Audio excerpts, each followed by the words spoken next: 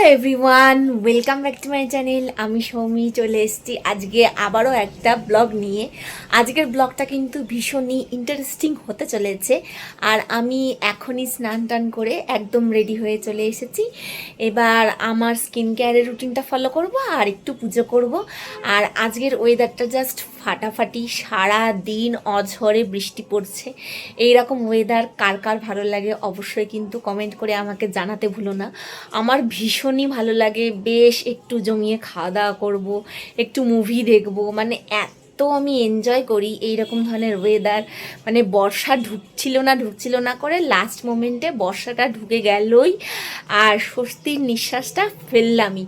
এত ভালো লাগছে, ফ্যানও চালাতে হচ্ছে না, জাস্ট অসাধারণ একটা ওয়েদার। তো ঝটপট করে আমার স্কিন কেয়ারের রুটিনটা ফলো করে নিই।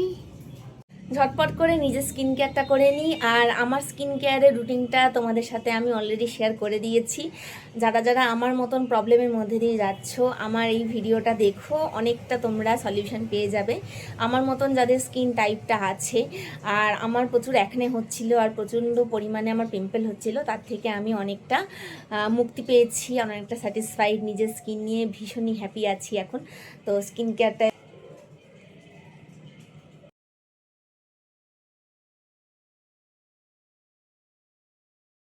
আমার স্কিন কেয়ার একদম ডান। তো এই কটা স্টেপই আমি ফলো করি রোজ দিনে দুবার করে। আর আই অ্যাম সো হ্যাপি, এত ভালো স্কিনের স্ট্রাকচারটা হয়ে গেছে আর অনেকটা ব্রাইট হয়ে গেছে। মতন আমি ঠাকুর ঘরে আসি আর হনুমানজিকে একটু পুজো করে নিই।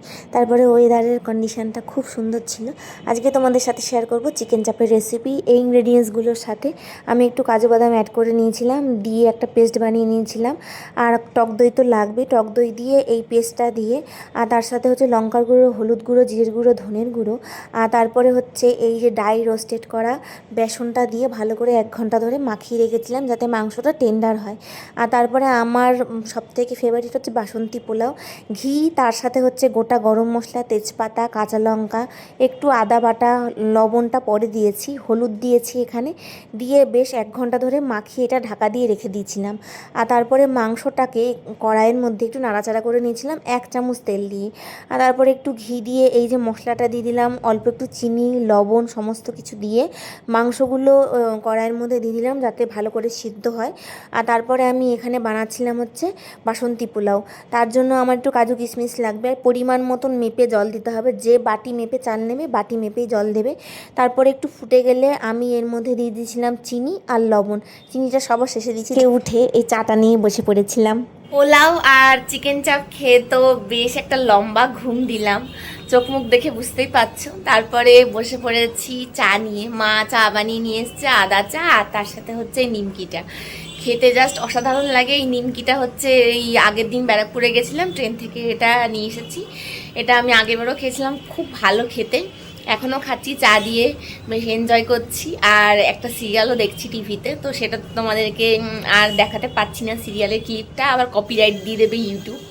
তো আজকের মতন ব্লগটা আমি এখানেই শেষ করছি। দেখা হচ্ছে আবার একটা ইন্টারেস্টিং ভিডিওর সাথে। তোমরা কিন্তু অবশ্যই রেসিপি দুটো বানিয়ে ট্রাই করে আমাকে জানিও যে তোমাদের কীরকম লেগেছে। আমার কিন্তু এই কম্বিনেশনটা খেতে ভীষণই ভালো লাগে। বাই।